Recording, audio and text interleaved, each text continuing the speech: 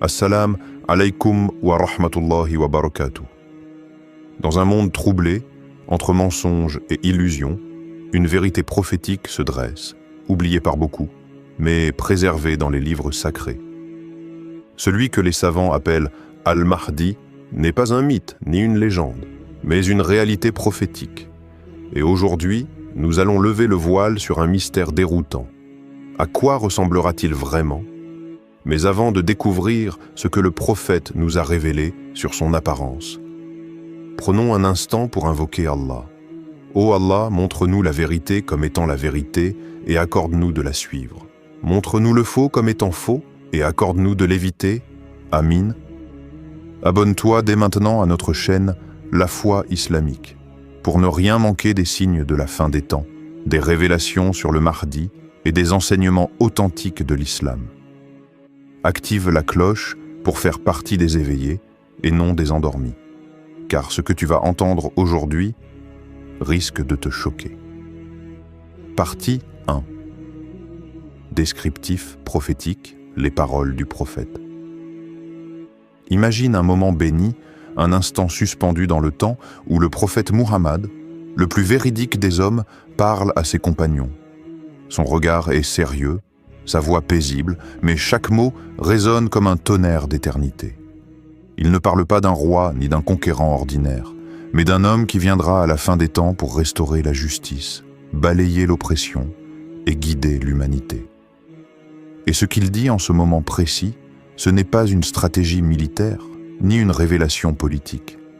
C'est un détail physique, une vision de l'apparence du Mahdi, transmise avec une précision bouleversante. Le Mahdi est de moi, il aura le front large et un nez aquilin. Rapporté par Abu Daoud. Il n'y a que le prophète pour dire tant en si peu de mots. Le front large, ce n'est pas simplement un trait anatomique. C'est le symbole d'un esprit vaste, d'une intelligence illuminée, d'un cœur ouvert à la lumière divine. Dans les cultures anciennes, le front élevé évoquait la noblesse, la clarté mentale, la grandeur d'âme. Et chez le Mahdi, ce front traduit quelque chose de plus, une transparence, une vérité visible avant même qu'il ne parle. Puis vient ce détail presque royal. Le nez aquilin. Pas exagéré, pas écrasant, mais légèrement courbé, avec élégance. Comme ceux qu'avaient certains prophètes avant lui. Ce nez-là, dit-on, est le sceau d'une hérédité prophétique. Un rappel discret que cet homme n'est pas un inconnu, mais un héritier spirituel du prophète. Il ne s'imposera pas par la brutalité ni par le bruit, mais par la dignité physique et morale. Et cela change tout. Car lorsqu'on imagine le Mahdi, beaucoup s'attendent à un homme ordinaire, peut-être fatigué, épuisé par les luttes. Mais le prophète nous donne une image saisissante, celle d'un homme qui impressionne par sa présence silencieuse. On le remarque sans qu'il ait à dire un mot. Ceux qui croiseront son regard sentiront en lui une force cachée, une tranquillité qui rassure, mais aussi une puissance intérieure qui impose naturellement le respect. Dans d'autres hadiths, des détails s'ajoutent. Certains savants rapportent que le Mahdi aura une barbe épaisse, un teint brun clair, qu'il sera ni grand ni petit, avec un corps robuste et bien formé. Rien d'excessif, rien d'ostentatoire. Mais tout dans son apparence sera harmonieux, équilibré. Comme s'il avait été façonné par la sagesse divine elle-même. Et il y a ce mystère, il ressemblera au prophète Muhammad, non pas dans les moindres traits, mais dans son aura, dans ce qu'il dégage. C'est là que tout devient bouleversant. Le Mahdi n'est pas une copie physique du prophète, mais il porte en lui une fragrance prophétique. Ce que les compagnons ressentaient en voyant le messager d'Allah, ceux qui verront le Mahdi le ressentiront aussi. Cette profonde paix, ce magnétisme spirituel, cette lumière dans le regard qui vous transperce sans vous violenter. Le hadith de son front et de son nez n'est donc pas anodin. C'est une clé. Un signe pour ceux qui auront des doutes. Un indice pour ceux qui chercheront la vérité au milieu du chaos. Car dans un monde où les apparences trompent, le Mahdi ne se cachera pas sous un masque. Sa vérité sera inscrite sur son visage. Et ceux qui seront préparés verront d'un seul regard que cet homme-là n'est pas comme les autres. Partie 2. Un visage marqué par la lumière et l'autorité. Fermez les yeux un instant. Imaginez une foule agitée, une époque troublée, des regards inquiets tournés dans toutes les directions. Les puissants perdent leurs repères, les peuples crient justice, et l'injustice semble régner sans fin. Puis, au cœur de cette obscurité, un homme se lève, sans fracas, sans armes. Mais son visage suffit à ramener le silence. On raconte qu'il aura entre 30 et 40 ans au moment de son émergence. Et ce n'est ni l'âge de la fougue de la jeunesse, ni celui du déclin. C'est l'âge de la plénitude, celui où l'intelligence mûrit, où la force intérieure prend toute sa dimension. Il ne sera ni très grand, ni trop petit. Sa taille moyenne, équilibrée, n'a rien d'impressionnant au premier abord. Et pourtant, il y a cette proportion, cette justesse dans son allure, comme si chaque centimètre de son être avait été mesuré par la main d'un artisan divin. Mais ce qui frappera le plus, ce n'est pas son gabarit, c'est son visage. Ce visage illuminé, non par des projecteurs ou une lumière visible, mais par quelque chose de plus profond, le nur, la lumière spirituelle dont les cœurs purs reconnaissent l'éclat. Une lumière douce, paisible, qui ne blesse pas les yeux mais éveille l'âme. Ce n'est pas un éclat éphémère, mais une lumière ancienne, qui semble venir d'avant le monde, transmise de prophète en prophète jusqu'à lui. Son regard ne jugera pas, mais il lira en vous. Il verra la peur, la colère, le doute, et il les traversera sans violence. Son regard apportera un calme étrange. Ceux qui le croiseront ne pourront pas détourner les yeux facilement, car ils auront l'impression de se voir tels qu'ils sont, sans masque, sans défense. Et là est son autorité. Il ne criera pas, il ne menacera pas. Pourtant, les chefs d'État, les puissances arrogantes, les figures d'autorité trembleront devant lui. Car son autorité ne vient pas des armes, ni des armées, mais d'une vérité vivante. Chaque battement de son cœur, chaque sourire, chaque silence parlera plus fort que des discours. On dit que son comportement portera le sceau du destin. Une formule étrange, mais qui prend sens lorsqu'on comprend que le Mahdi ne sera pas un homme façonné par le monde. Il sera façonné par la mission. Tout en lui dira « Je suis envoyé pour un moment précis. Quand il marchera, ce ne sera pas une simple démarche. Ce sera un écho des pas du prophète. Quand il parlera, ses mots auront le poids de la sincérité, cette sincérité brute qui transperce les cœurs, qui fait pleurer sans comprendre pourquoi. Le Mahdi n'aura pas besoin de convaincre. Il sera la preuve vivante, et cela suffit à transformer une époque. Les savants nous disent que son visage reflètera le sérieux, la miséricorde, la vigilance. Il ne sera ni trop sévère, ni trop doux. Il sera juste, mais cette justesse aura quelque chose d'inexprimable, car ce visage ne sera pas simplement humain. Il sera le miroir d'une époque nouvelle, celle où le vrai et le faux se sépareront clairement, comme le jour et la nuit. Partie 3. Sa ressemblance avec le prophète. Imaginez, un homme se tient debout dans une mosquée. Il est là parmi les autres. Il ne parle pas fort, il ne s'impose pas. Mais un vieil homme, au fond de la pièce, le fixe. Ses yeux sont but. Il se met à pleurer silencieusement. Pourquoi ? Parce que dans ce visage, dans cette posture, dans cette manière de marcher, il croit revoir quelque chose qu'il n'avait lu que dans les livres anciens. Une silhouette familière, une impression qui vous transperce, celle du prophète Muhammad. Les hadiths sont clairs, il me ressemblera dans le caractère, non dans l'apparence exacte. Cela pourrait suffire à combler les cœurs. Mais dans la tradition islamique, certains compagnons, certains savants ont été frappés par d'autres détails. Ils parlaient de ses yeux profonds, de sa barbe noire, de cet éclat dans le regard qui fait reculer le mensonge sans même qu'un mot ne soit prononcé. C'est là que le mystère s'épaissit. Il ne s'agit pas d'une copie physique, comme un jumeau, mais plutôt d'un écho vivant. Une continuité de lumière, le Mahdi sera comme un reflet temporel de celui que la création entière aime sans l'avoir vu. Pas dans le corps, dans l'aura, dans la démarche, dans la manière de poser le regard, dans cette délicatesse puissante que seule une éducation divine peut forger. Et alors que le monde cherchera la puissance dans les chars, les discours et les empires économiques, le Mahdi, lui, frappera les esprits par la noblesse silencieuse. Il ne viendra pas avec un trône.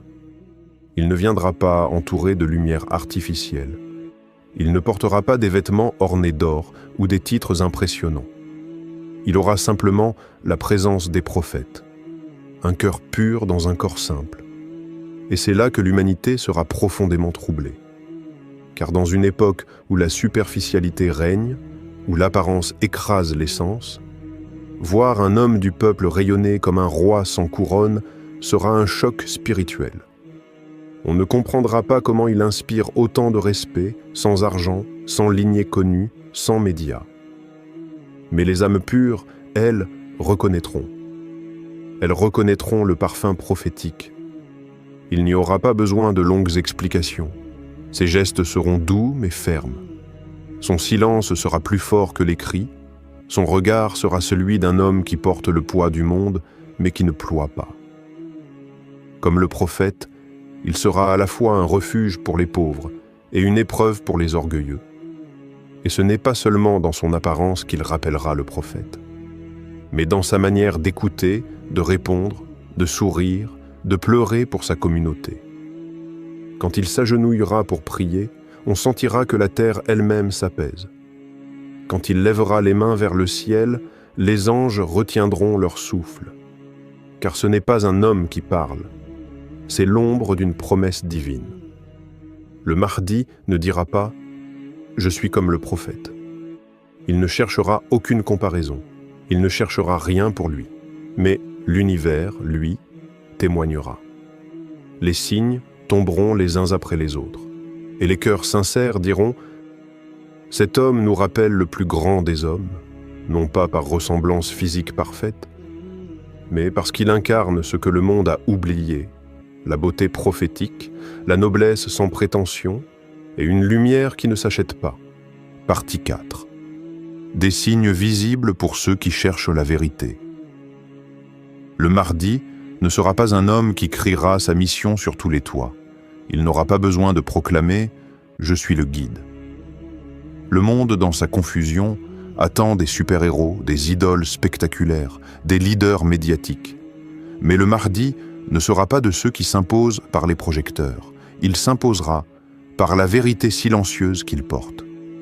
Ce sont les croyants au cœur éveillé qui le reconnaîtront, pas par logique, pas par raisonnement complexe, mais par un frisson, un apaisement, une évidence spirituelle qui dépasse les mots, comme si l'âme murmurait doucement « c'est lui ». Des traditions rapportent qu'une voix céleste, entendue par tous les peuples dans leur propre langue, annoncera sa venue. Cette voix viendra du ciel, au-dessus de la Kaaba, et dira « Voici le Mahdi, le calife d'Allah ». À ce moment, les cœurs sincères sauront. Et ceux qui ont refusé d'entendre comprendront qu'ils ne pourront plus ignorer. Mais au-delà de cette voix, il y a des signes physiques, des indices visibles pour ceux qui ont appris à lire avec les yeux du cœur. On rapporte qu'il portera une tache de naissance, semblable à un sceau. Certains disent qu'elle se trouve entre ses épaules, d'autres sur son dos, dans une zone où le prophète Muhammad portait lui-même le sceau de la prophétie. Cette marque n'est pas un symbole magique, mais un rappel, un écho du lien entre les temps. Le Mahdi n'est pas un nouveau prophète. Il est l'héritier, le continuateur d'une mission divine qui ne s'est jamais interrompue. Il ne portera pas les habits des rois, pas de soie, ni de dorure. Il s'habillera avec modestie, avec des vêtements simples, parfois même usés par le temps. Mais sa manière de les porter fera toute la différence. car la lumière intérieure transcendra les apparences. Un manteau de laine sur ses épaules pourra impressionner plus que les costumes des puissants. Son apparence deviendra un appel visuel, un message silencieux, comme si chaque détail de son corps, de sa posture, de sa démarche était une révélation pour les yeux qui cherchent. Il n'y aura pas besoin de miracles spectaculaires. Le vrai miracle sera sa simple présence dans un monde vidé de sens. Et puis, il y aura le regard. Le Mahdi ne fuira pas les regards, mais lorsqu'il croisera les yeux de quelqu'un, ce ne sera jamais un échange banal. Il lira au fond de l'âme. Il verra ce que la personne cache même à elle-même. Ce regard ne jugera pas. Il révélera. Il éclairera ce qui est enfoui. Et cela suffira à faire trembler ceux qui n'ont jamais osé affronter leur vérité intérieure. Même ceux qui doutent, même les sceptiques, ceux qui ne veulent pas croire, ceux qui se sont enfermés dans l'orgueil intellectuel. Lorsqu'ils le verront, quelque chose en eux tremblera. Un souvenir enfoui, une nostalgie divine, une reconnaissance ancienne. Car le Mahdi ne viendra pas pour convaincre. Il viendra pour rappeler. Rappeler une vérité que chaque âme connaît depuis avant sa naissance. Rappeler que la lumière existe encore, même dans un monde englouti par les ténèbres. Partie 5. Pourquoi son apparence choquera le monde entier? Le monde s'est habitué aux faux sauveurs, des hommes de scène, des figures en costume, des sourires calibrés, des discours écrits par des stratèges, des héros fabriqués en studio, vendus comme des produits, glorifiés par les médias et suivis par des millions de clics. On pense que la puissance, c'est d'avoir une armée derrière soi, qu'un leader, c'est un homme qui crie plus fort que les autres, qui tape du poing sur la table, qui impose sa volonté. Mais le Mahdi va écraser tous ces clichés d'un seul regard. Il ne ressemblera à aucun de ceux que le monde idolâtre. Il n'aura pas les épaules larges d'un gladiateur, il n'aura pas le sourire forcé d'un politicien. Il n'aura pas besoin d'une chaîne YouTube ou d'un compte TikTok pour être entendu, et pourtant, il sera entendu par le monde entier. Ce sera un choc. Un choc pour ceux qui mesurent la grandeur par l'apparence. Un choc pour ceux qui croient que la vérité se vend avec un budget marketing. Un choc pour ceux qui pensent que la spiritualité est dépassée. Oui, il apparaîtra comme un homme ordinaire, un serviteur d'Allah parmi les autres, peut-être en sandales, peut-être avec un habit modeste, sans broderie, sans distinction. Mais le vent tournera avec ses prières. Et les tyrans, même cachés derrière leurs murs blindés, sentiront leur cœur vaciller à l'évocation de son nom. Il ne portera ni couronne, ni ceinture d'or. Son autorité ne viendra pas d'un trône, mais du ciel. C'est cela qui bouleversera la planète. La simplicité du contenant et la puissance illimitée du contenu. Et cette contradiction entre son apparence humble et la grandeur de son rôle mettra le monde face à une vérité dérangeante. Les critères humains ne valent rien face au choix divin. Il sera peut-être fatigué par les épreuves. Peut-être que certains riront de son allure. Peut-être qu'il ne correspondra pas du tout aux attentes d'un monde obsédé par les filtres, les corps parfaits, les titres pompeux. Mais ceux qui le regarderont avec les yeux du cœur verront une lumière qui ne s'explique pas. Il n'aura pas de garde du corps, il n'aura pas de palais, il n'aura pas de stratégie électorale, mais il aura ce que personne d'autre ne possède, l'appui du ciel. Et quand il parlera, ce ne seront pas des mots politiques, ce seront des vérités tranchantes, des rappels brûlants, des versets vivants, et c'est ce langage-là que le monde moderne a désappris à comprendre. Les puissants trembleront, non pas parce qu'il hurlera, mais parce qu'il dira la vérité, et qu'ils n'auront aucun argument pour la contredire. L'arrogance du monde sera brisée par la modestie d'un homme. Les mensonges accumulés depuis des siècles seront balayés par la sincérité d'un regard. Et cette sincérité-là, personne ne pourra la falsifier. Le choc ne viendra pas de ses habits, ni de sa barbe, ni de la taille de ses pieds ou de la coupe de son turban. Non. Le choc viendra du fait que tout ce que l'humanité attendait était sous ses yeux, mais elle ne l'a pas reconnu. Car le Mahdi ne viendra pas pour plaire, il viendra pour restaurer. Et cela, ça dérangera. Le Mahdi ne sera pas celui que les foules attendent, il sera celui que Dieu a choisi. Et son apparence, bien que décrite dans les hadiths, restera un mystère jusqu'au moment où Allah le fera émerger. Ce jour-là, beaucoup pleureront. Certains de joie, d'autres de regret. Prépare ton cœur plus que tes yeux. Car ceux qui ne verront que l'extérieur risquent de le rejeter. Mais ceux qui voient avec la lumière d'Allah sauront dès le premier regard. Abonne-toi à la foi islamique, car d'autres vérités prophétiques arrivent.